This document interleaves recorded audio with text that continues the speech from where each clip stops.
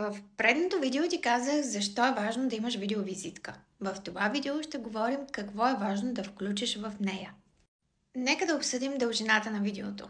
Оптимално е 1-2 минути, но нека максимума е 3 минути. Никой няма време да гледа повече от това. Как да я запишеш? Можеш да я запишеш директно с телефона си. Няма нужда от скъпа техника.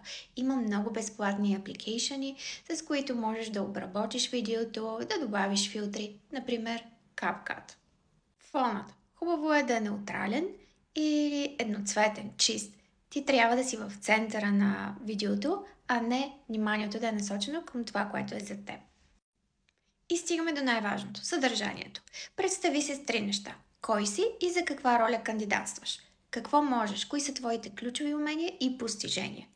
И на трето място – мотивация. Защо искаш точно тази компания и тази роля? Това е класическото съдържание, което можеш да включиш в една видеовизитка, като кандидатстваш за работа. Зависимост от ролята ти, от функцията ти, от компанията, можеш да бъдеш и по-креативен и по-нестандартен.